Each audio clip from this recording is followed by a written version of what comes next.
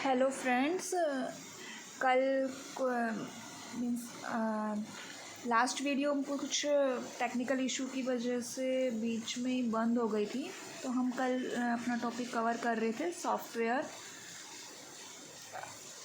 Last उसका section मैं reading कर रही थी, जो हमारे मेन पॉइंट्स टू रिमेंबर थे, हम उसी को कंटिन्यू करते हैं। एंड अगर आपने मेरी वीडियोस नहीं देखी है तो प्लीज़ देख लीजिएगा। मैंने अभी इससे पहले 3 क्लासेस ली हैं, जो कि computer system organization and input output devices, memory unit and हमारा लैंग्वेज ट्रांसलेटर्स और सॉफ्टवेयर के बारे में थी। उसी को कंटिन्यू करते हुए हमने देखा था कि मैंने बताया था चार्ल्स बेबेज ने 2 मशीन्स बनाई थी, difference engine and analytical engine. Analytical engine एक वो मशीन थी जो उसकी कभी कंप्लीट नहीं हुई। हरमन हॉलरिथ ने टैबुलेटिंग मशीन इन्वेंट किया 1887 में। Mark 1 computer, John von Neumann, ये सब हमने रीड किया था। नेक्स्ट हमारा आता है ENIAC। इसकी फुल फॉर्म थोड़ी इम्पोर्टेंट है इन सब की। ENIAC electronic numerical integrator and computer. ये हमारा first electronic general purpose computer है जो मैकेले इकार्ट ने बनाया था। उसके बाद हमारा आता है एडवैक, EDVAC electronic discrete variable and automatic calculator. ये हमारा फर्स्ट स्टोर्ड प्रोग्राम कंप्यूटर है, जो कि 1950 में आया था। देन नेक्स्ट है हमारा UNIVAC, universal automatic computer, first commercial computer इन 1951। इन तीनों की फुल फॉर्म ही इम्पोर्टेंट है। एंड ये तीनों बनाए थे, जो ENIAC है मैकेले इकार्ट ने बनाया था 1946 में, 1950 में एंड 1951 में। ये सब हमने तब भी रीड किया होगा आप सब ने, जब आप लोगों ने HTET का एग्ज़ाम क्वालिफाई किए थे, तो हमने उस टाइम पे भी ये सब की रीडिंग की थी। एंड हम स्कूल्स में भी अपने स्टूडेंट्स को पढ़ाते हैं ये सब। तो अब यहाँ पे हमारा सेक्शन 1.2 कंप्लीट हो जाता है, जो कि मेरा लैंग्वेज ट्रांसलेटर्स के बारे में है और सॉफ्टवेयर के बारे में था। अब नेक्स्ट सेक्शन 1.3 आता है, जो कि ऑपरेटिंग सिस्टम का मेंशन है। एक्चुअली सिलेबस में ऑपरेटिंग सिस्टम के केवल फंक्शंस एंड यूज़र इंटरफेस ही मेंशन किया गया है, लेकिन हम फिर भी जब ये 6 सेक्शंस कंप्लीट हो जाएंगे हमारे, तो एक लास्ट में एक मिसक्लेनियस वीडियो ऐड करेंगे, जिसके अंदर ऑपरेटिंग सिस्टम में जो हमारी शेड्यूलिंग एल्गोरिदम्स है, या हमारे टाइप्स ऑफ कंप्यूटर है, या जनरेशन ऑफ कंप्यूटर्स है, वो सब भी हम इसमें ऐड करेंगे। तो अभी हम हमारा ये टॉपिक स्टार्ट करते हैं। 1 minute.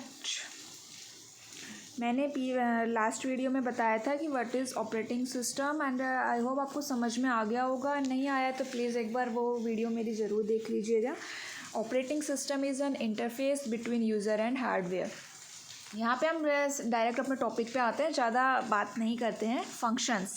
Functions of operating system, एक तरह से मैं बोलूँ कि कंप्यूटर में जो भी काम हो रहा है, जैसे भी हो रहा है, अच्छे से हो जाए सब कुछ, वो सारा काम सबको जिसको जो रिक्वायरमेंट है उसको वो रिक्वायरमेंट मिल जाए, जिसको जितनी मेमोरी चाहिए वो मेमोरी मिल जाए, रिसोर्सेज चाहिए वो रिसोर्स मिल जाए। तो ये सारे काम जो भी होता है वो किसका काम होता है? वो काम होता है ऑपरेटिंग सिस्टम का, कि वो इन सब को देखे कि उन सब यूज़र्स की जो एप्लीकेशंस है, प्रोग्राम्स है, वो सेटिस्फाई हो जाए उनकी नीड। तो ये सब काम हमारे ऑपरेटिंग सिस्टम के हैं। फिर भी हम एक बार देखते हैं कि फर्स्ट मैंने लिखा है रिसोर्स एलोकेशन। रिसोर्स एलोकेशन का मतलब क्या है? कई बार क्या होता है कि हमारे कंप्यूटर में काफ़ी सारे प्रोग्राम्स या जॉब हम बोलते हैं जिनको रन कर रही होती है सेम टाइम पे, और उन सभी को कोई ना कोई रिसोर्सेज भी एलोकेट होना चाहिए। तो जो वो डिफरेंट रिसोर्सेज होते हैं वो are managed by operating system. जैसे हमने आप देखा होगा कि प्रिंटर में हम काफ़ी कमांड्स एक साथ दे देते हैं, 5 प्रिंट्स एक साथ दे देते हैं। अगर हम प्रिंटर की वो जो ओपन करके देखेंगे ना, हमारा जो उसका आइकन होता है उसमें हम देखेंगे कि वो क्यू में है वो सब।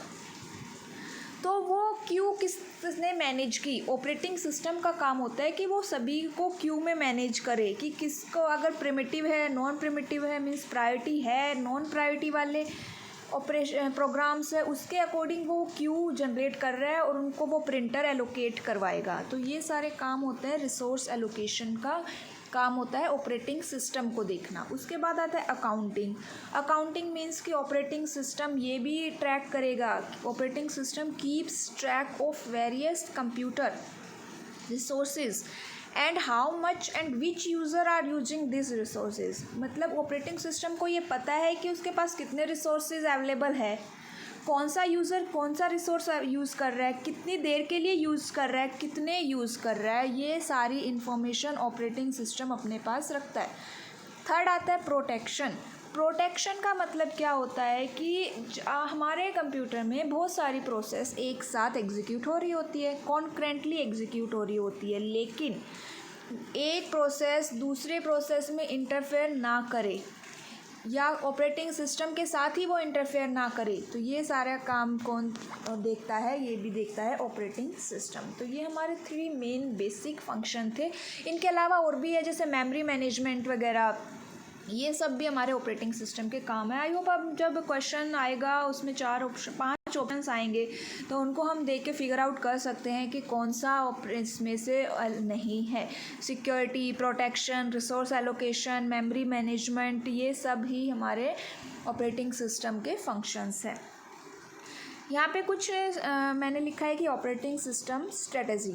तो हमारा स्ट्रेटजी मीन्स कि एक तरह से हम बोल सकते हैं टाइप्स, कि ऑपरेटिंग सिस्टम कौन कौन से टाइप के होते हैं। स्टार्ट करते हैं।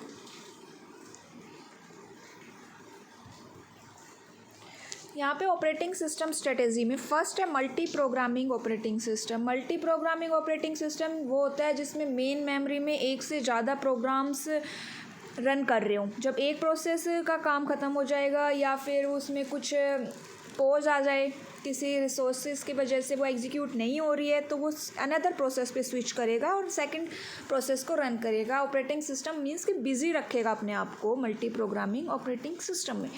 टाइम शेयरिंग ऑपरेटिंग सिस्टम, इसमें क्या होता है कि हम एक स्मॉल अमाउंट ऑफ टाइम, एक टाइम जो है जैसे 5 सेकेंड, 1 सेकेंड, 2 सेकेंड, ऐसे एक लिमिटेड टाइम जो है हर एक प्रोसेस को एलोकेट कर देते हैं कि उस 5 सेकेंड के लिए प्रोसेस ए रन करेगा, फिर 5 सेकेंड ओवर होने के बाद सेकेंड प्रोसेस रन करेगी, थर्ड प्रोसेस रन करेगी, ऐसे।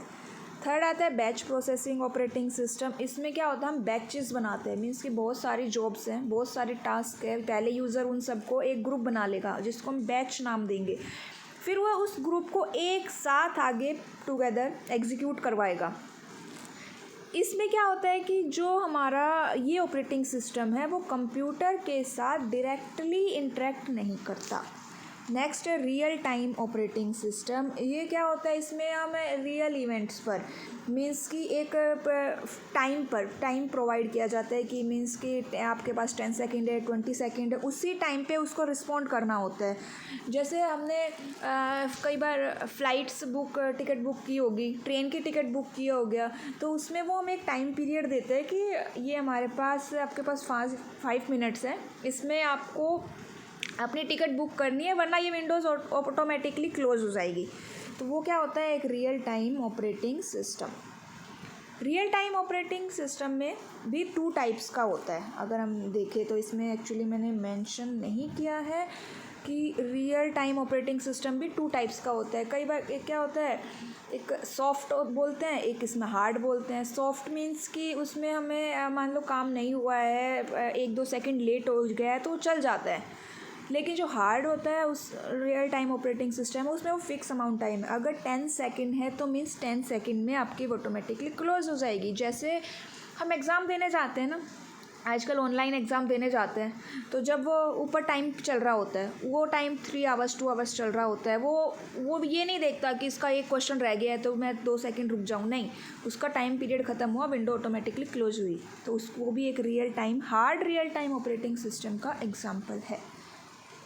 उसके बाद देखो हम इसमें एक प्रोसेस है बूटिंग प्रोसेस, हम सबको देखा होगा। बूटिंग क्या होता है, बूटिंग सबसे पहला प्रोग्राम जब हम कंप्यूटर का स्विच ऑन करते हैं तो जो सबसे फर्स्ट प्रोग्राम जो होता है ना, कोई पूछे कि फ़र्स्ट प्रोग्राम कंप्यूटर में क्या होता है, तो वो बूटिंग होता है कि फ़र्स्ट प्रोग्राम जो कंप्यूटर में रन होता है उसको हम बूटिंग कहते हैं। या it is the process of starting a computer और its operating system software.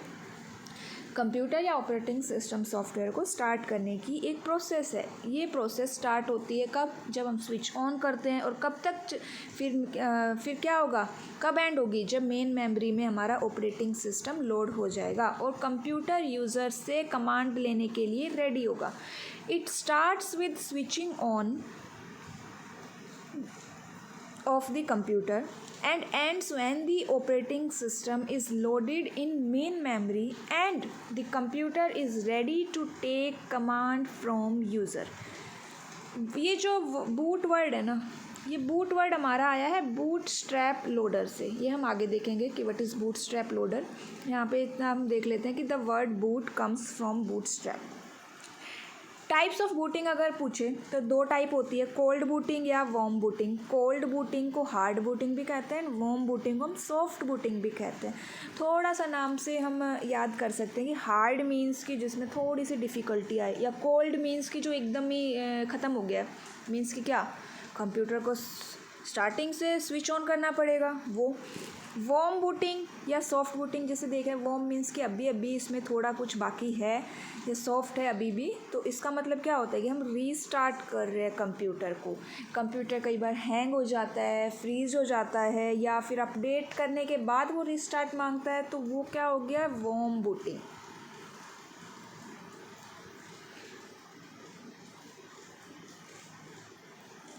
Both types of booting clear out bugs, bumps, memory conflicts of OS। कोई भी booting यूज़ कर लो उसमें हमारे bugs वगैरह रिमूव करेगा ही करेगा। अब एक चीज़ आती है टर्म बायोस। सबसे पहली बात, बायोस की फुल फॉर्म क्या होती है, basic input output system.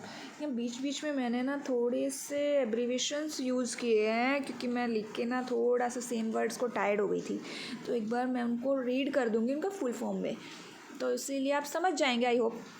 Basic input output system. तो बायोस क्या है, is the program a computer microprocessor uses to start computer system after it is powered on. तो बायोस एक प्रोग्राम, जब हम कंप्यूटर को ऑन करते हैं तो बायोस जो है वो एक प्रोग्राम है जो हमारे कंप्यूटर सिस्टम को स्टार्ट करता है। It also manage the data flow between operating system and attached devices. Data flow का मतलब क्या हुआ कि हमारा ऑपरेटिंग सिस्टम में बहुत सारे डिवाइसेस भी अटैच होते हैं, कीबोर्ड होता है, माउस होता है, प्रिंटर अटैच है, मदरबोर्ड भी उसके साथ कनेक्ट है, हार्ड ड्राइव्स भी कनेक्ट है। तो ऑपरेटिंग सिस्टम उन सब के साथ कम्युनिकेट करे, तो इस चीज़ का काम भी कौन कर लेता है स्टार्टिंग में, BIOS. BIOS is the act as a middle man between operating system and hardware they run on. अगर बायोस ने स्टार्ट किया ऑपरेटिंग, जैसे कीबोर्ड काम नहीं कर रहा, तो वो हमें स्टार्टिंग में ही एक नोटिफिकेशन आएगा कि कीबोर्ड डजेंट वर्क प्रॉपरली। तो ये कैसे आ रहा है, ये बायोस से आ रहा है क्योंकि उसने वो कम्युनिकेट कर रहा है हार्डवेयर और ओएस को। अगर कोई इशू आ रहा है तो वो हमें बताएगा और सब कुछ ठीक है तो हमारी डेस्कटॉप स्क्रीन आएगी। उसके बाद आते हैं हम बूट प्रोसेस पे। बूट प्रोसेस में सिंपल से 4 स्टेप हैं, जैसे नाम से हम देखते हैं। पोस्ट क्या होता है, पावर ऑन सेल्फ टेस्ट।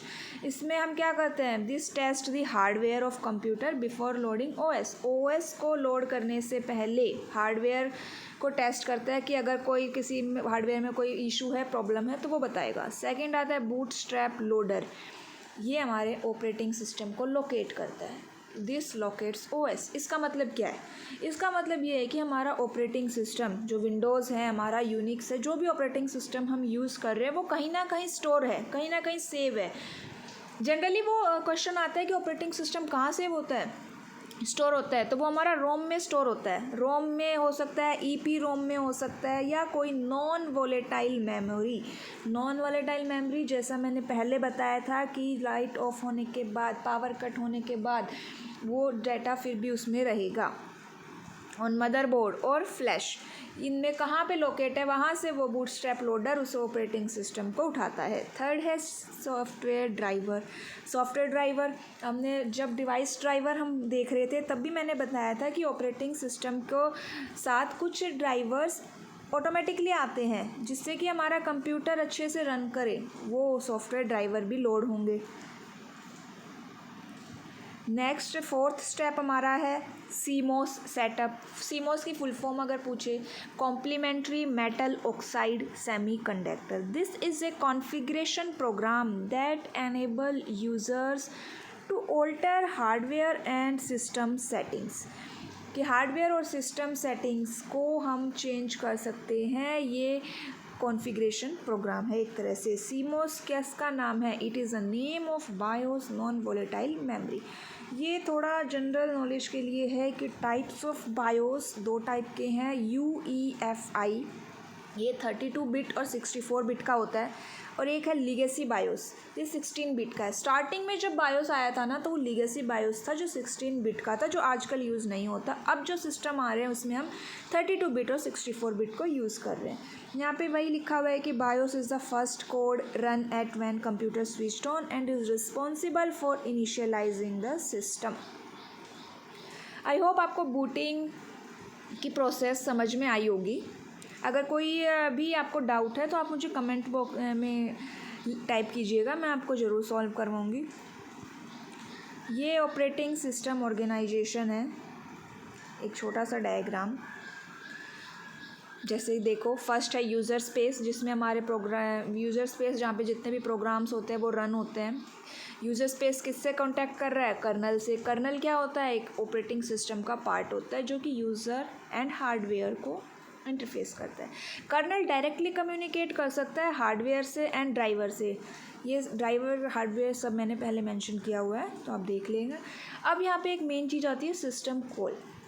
जो यूज़र है वो कर्नल से बात करेगा, कम्युनिकेट करेगा, लेकिन किससे? सिस्टम कॉल से हेल्प करेगा, की हेल्प से। सिस्टम कॉल्स क्या होते हैं? It is the programmatic way in which a computer program request a service from kernel of operating system। ये एक प्रोग्रामेटिक वे, सिस्टमेटिक वे मीन्स प्रोग्राम्स है छोटे छोटे जिनकी हेल्प से वो ऑपरेटिंग सिस्टम में जो कर्नल है उससे रिक्वेस्ट करेगा किसी भी सर्विस के लिए। सर्विस मीन्स कि उसको कोई प्रोसेस क्रिएट करनी है, उसको कोई हार्डवेयर की रिक्वायरमेंट है, उसको कोई प्रोसेस एग्जीक्यूट करनी है, इस टाइप की सर्विसेज के लिए। और सब कुछ तो कंट्रोल कोऑर्डिनेट ऑपरेटिंग सिस्टम ही कर रहा है। नेक्स्ट एक छोटा सा टॉपिक है यूज़र इंटरफेस। यूज़र इंटरफेस जो कि एक मीडिएटर का काम करता है। टाइप्स ऑफ यूज़र इंटरफेस हमारे पास 2 टाइप्स ऑफ यूज़र इंटरफेस है। यूज़र इंटरफेस 2 टाइप्स है, जो कि एक है टाइप्स GUI और एक CLI। GUI की फुल फॉर्म होती है ग्राफिकल यूज़र इंटरफेस। ग्राफिकल में जैसे ग्राफिकल से ही पता चल रहा है कि इस यूज़र इंटरफेस में आइकन्स यूज़ होंगे, पिक्चोरियल रिप्रेजेंटेशन यूज़ होगी, और ये बहुत ही यूज़र फ्रेंडली भी होता है। जो हमारी विंडोज़ आजकल आ रही है, विंडोज़ 10 है, वो सब हमारी GUI बेस्ड होती है। सेकंड आता है एक CLI, कमांड लाइन इंटरफेस। इसमें कुछ स्पेसिफिक कमांड्स यूज़ होती हैं रन करने के लिए। जो हमारा डोस है, डिस्क ऑपरेटिंग सिस्टम, जो कि फर्स्ट ऑपरेटिंग सिस्टम था हमारा, अभी भी बहुत यूज़ होता है वो CLI का एग्जाम्पल है। तो गाइज़ यहाँ पे हमारा सेक्शन 3 कंप्लीट होता है, 1.3। और इसके बाद की जो नेक्स्ट वीडियो आएंगी उसमें मैं Boolean logics and truth tables को, hexadecimal, decimal, code conversions, and एक लास्ट टॉपिक बचेगा जिसमें हमारी है कोड्स, जैसे UTF कोड्स, ASCII, ये सब कोड्स। इन सब को एक या हो सके तो अगर ज़्यादा लंबी वीडियो बनती है तो मैं 2 वीडियो में कवर करवाऊँगी, लेकिन नेक्स्ट में हमारा ये फर्स्ट सेक्शन कंप्लीट हो जाएगा। उसके बाद एक मिसक्लेनियस वीडियो ऐड करेंगे जिसके अंदर हम ये जो अभी हमने शेड्यूलिंग एल्गोरिदम थी ना, टाइम शेयरिंग, बैच प्रोसेसिंग, इन पे न्यूमेरिकल्स, एक न्यूमेरिकल्स हम करेंगे for a general knowledge. General knowledge नहीं, अगर आ भी जाए तो हमें पता होना चाहिए ना, उसने मेंशन तो नहीं किया सिलेबस में। एंड टाइप्स ऑफ कंप्यूटर्स, जैसे micro, mini, generation of computer, first generation, second generation, ये सब हम कवर करेंगे। फर्स्ट सेक्शन कंप्लीट होने के बाद हम पाइथन स्टार्ट करेंगे, जितना हमारा सिलेबस में मेंशन है उसके अकॉर्डिंग हम टू द पॉइंट चलेंगे, सिलेबस वाइज चलेंगे। तो गाइज़ अगर आपको मेरी वीडियो अच्छी लगी हो तो लाइक शेयर ज़रूर कीजिएगा, सब्सक्राइब कर दीजिएगा, व्यूज़ दीजिएगा एंड बताइएगा कि कैसी लगी आपको मेरी video. Bye bye guys, have a nice day.